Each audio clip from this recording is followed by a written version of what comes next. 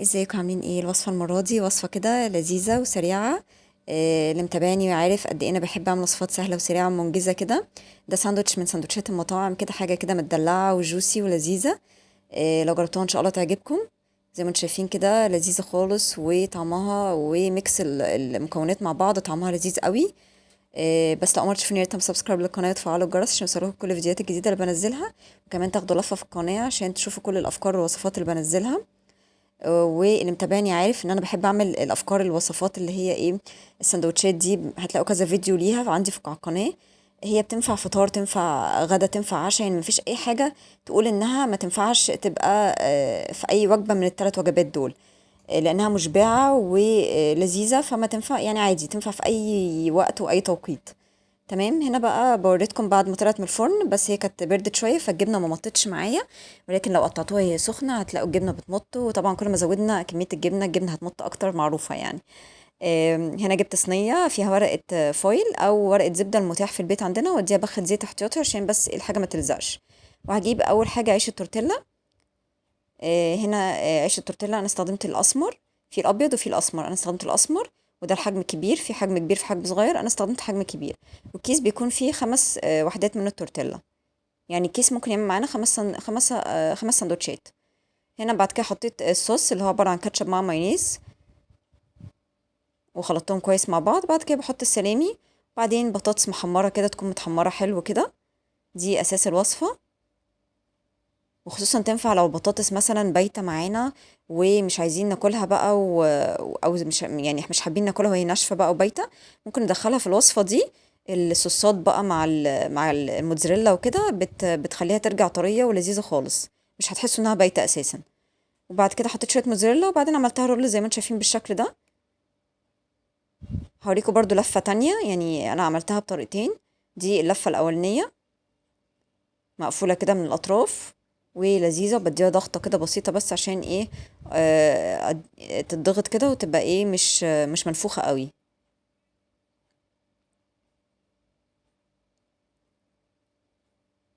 تمام. وهعملها معاكم تاني برضو.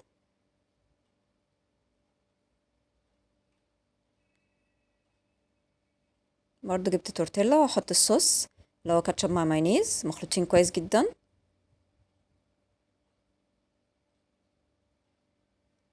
وحطيت السلامي وبعدين البطاطس المحمرة وشوية موتزاريلا.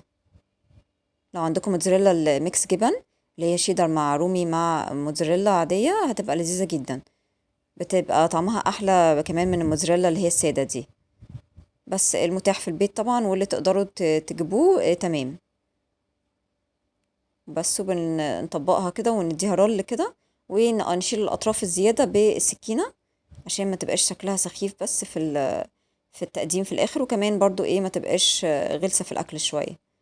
بس شلت الأطراف كده، بصوا شكلها بقى أظرف وأحلى يعني.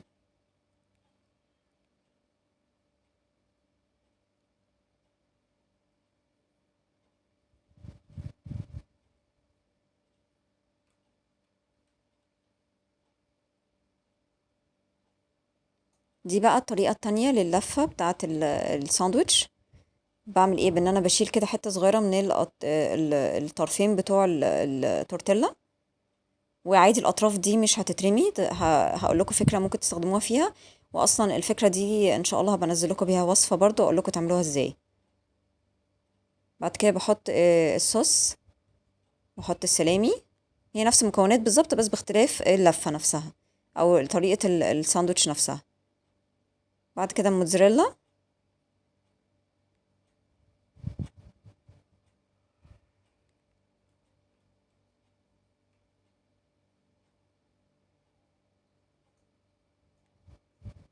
وهديها رول كده. بصوا، انا بالنسبه لي صراحه عجبني اكتر الرول ده. حسيته كده خفيف، والمكونات كده بتدي منظر حلو من بره كده في الاخر.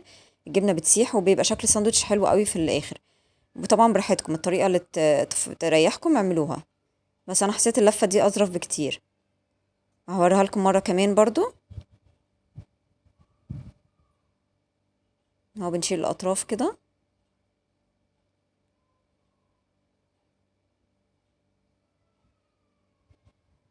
نحط الصوص. المرة دي بس ايه خليت الصوص على الطرف شوية، المرة اللي فاتت انا حطيته في النص، بس يفضل يبقى على الطرف فعلا عشان لما نيجي نرول يبقى الحشوة ماشية معانا يعني في الرول. والبطاطس وبعد كده موتزاريلا.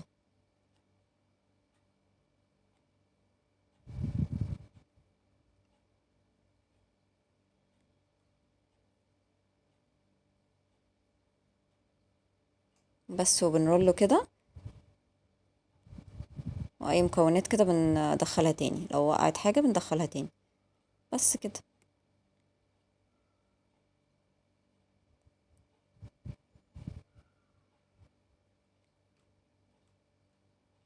كده هي فكرتها بسيطة خالص.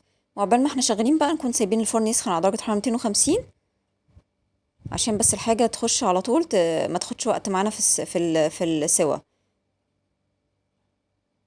بصوا بقى هقول لكم تعملوا ايه بالاطراف. تاخدوا الاطراف كده وهتقطعوها قطع كده او مثلثات. بصوا. وممكن تحمصوها في الفرن وتتاكل بقى مع شوية كاتشب. تتاكل كده حاف، يعني هتبقى ظريفة جدا، كأنكم عملتوا يعني بديل للشيبسي كده في البيت.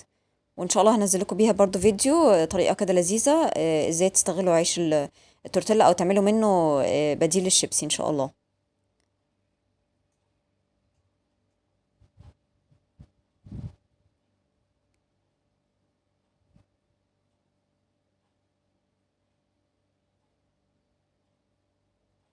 ساندوتش كده لذيذ وسريع. وكمان لو دخلتوا على القناة هتلاقوا أفكار كتير قوي لساندوتشات كتيرة. أفكار كتير قوي اللي عاملاها أنا بالساندوتشات دي. ومش كلها بعيش التورتيلا على فكرة، عشان برضو إيه لو التورتيلا مش مناسب لناس كتير يعني، أو في ناس كتير مش حابة تستخدمه. أنا عاملة طرق ساندوتشات بحاجات تانية كتير يعني، ادخلوا على القناة كده وهتلاقوا أفكار كتير قوي للساندوتشات دي. بصوا زي خلصت بقى الكمية كده، وهديها بخة زيت كده من فوق.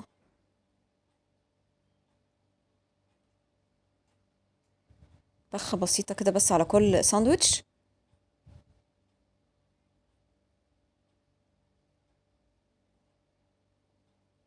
بعدين بحط السلامي كده، كل ساندوتش ياخد له 3 وحدات كده، تدي طعم وشكل لذيذ قوي في الاخر.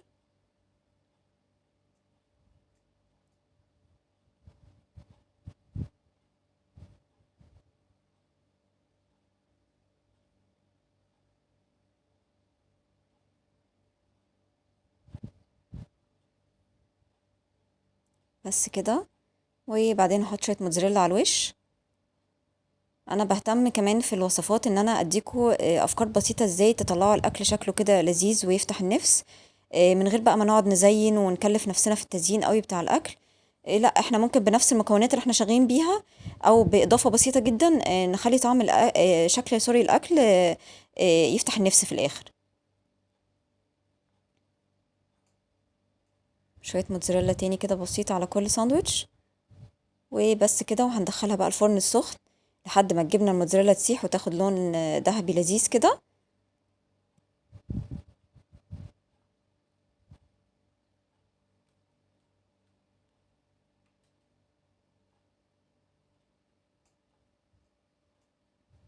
بصوا كده ده شكلها في الاخر. وده شكلها بقى لما طلعت من الفرن. بصوا بقى الخطيره ازاي، اللون بالذهبي جميل قوي، وشكل الساندوتش جميل جدا.